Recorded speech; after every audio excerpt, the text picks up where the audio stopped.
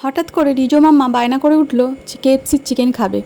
তো সময় না থাকার জন্য কেএফসিতে তো নিয়ে যেতে পারলাম না, কিন্তু বুদ্ধি করে বাড়িতে কয়েকটা চিকেন ড্রামস্টিক ছিল, সেটা দিয়েই একদম কেএফসি স্টাইলে চিকেন ড্রামস্টিক ফ্রাই বানিয়ে দিলাম ওদেরকে। তো সেই রেসিপিটাই তোমাদের সাথে আজকে শেয়ার করে নিচ্ছি। ড্রামস্টিকটাকে ভালোভাবে পরিষ্কার করে ধুয়ে নিয়ে ভালো করে কাট করে নিতে হবে, নিয়ে তার মধ্যে আদা রসুন আর কাঁচা লঙ্কার পেস্ট দিতে হবে।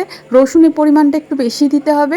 তারপরে দিয়েছি অর্ধেক লেবু, আর তার মধ্যে দিয়েছি একটু লাল লঙ্কার গুঁড়ো, পরিমাণ মতো নুন, সামান্য চিনি আর গোলমরিচ গুঁড়ো দিয়েছি। আর যেটা দিতে হবে সেটা হলো দুধটা না দিলে কিন্তু চিকেনটা জুসি এবং সফট হবে না।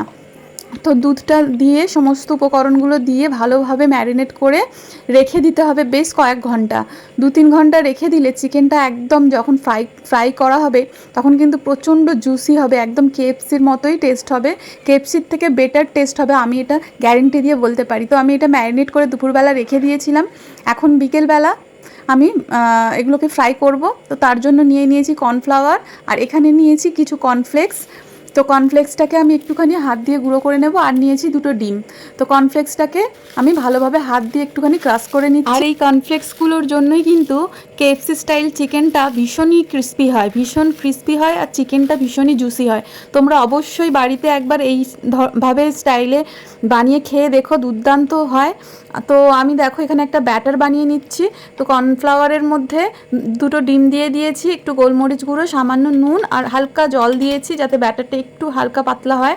তো দিয়ে ওটা মিক্স করে নিয়েছি। আর এখানে দেখো কর্নফ্লেক্সের সাথেও সামান্য একটু কর্নফ্লাওয়ার আমি মিশিয়ে নিয়েছি, কারণ শুধু কর্নফ্লেক্স চিকেনের গায়ে লাগতে চাইবে না। তো গুঁড়ো কর্নফ্লাওয়ারটা থাকার কারণেই কিন্তু চিকেনের গায়ে সুন্দরভাবে কর্নফ্লেক্সগুলো মানে কোটিংটা ভালো হবে আর কি। তো যাই হোক, দেখো এইভাবে আমি এই ব্যাটারের মধ্যে চুবিয়ে নিয়ে চিকেনটাকে এই কর্নফ্লেক্সের যে গুঁড়ো করে রেখেছিলাম তার মধ্যে কিন্তু কোটিং করে নিচ্ছি। তো এইভাবে দেখো এক এক করে আমি চিকেনগুলোকে সুন্দরভাবে কোটিং করে তৈরি করে নিয়েছি। আর কড়াইতে তেল গরম করে নিয়েছি। আর গ্যাসের ফ্লেমটা কিন্তু মিডিয়াম রাখতে হবে, খুব বেশি জোরে রাখলে কিন্তু পুড়ে যাওয়ার চান্স থাকবে। তো এটাকে অনেকক্ষণ সময় ধরে ভাজতে হবে, একদম স্লো ফ্লেম করে দিয়েও তোমরা ভাজতে পারো অনেকক্ষণ ধরে, কারণ চিকেনটা হতে টাইম লাগবে, যেহেতু এটা ড্রামস্টিক তো সেই জন্য অনেকক্ষণ সময় লাগে। তো একটু সময় নিয়ে ধৈর্য ধরে ভাজতে হবে। তো আমার দেখো এক এক করে এইভাবে আমি চিকেনগুলোকে ফ্রাই করে নিচ্ছি। তো এখানে আরও আমি তৈরি করে নিয়েছি, দেখো খুব সুন্দরভাবে কেএফসি স্টাইলে একদম চিকেন ড্রামস্টিক ফ্রাই রেডি হয়ে গিয়েছিল। ওপরের কোটিংটা খুবই ক্রিস্পি হয়েছিল আর ভেতরের চিকেনটা খুবই জুসি ছিল, দারুণ খেতে হয়েছিল। তোমরা অবশ্যই একবার বাড়িতে ট্রাই করো। রেসিপিটি কেমন লাগলো অবশ্যই আমাকে কমেন্টসে তোমরা জানিও।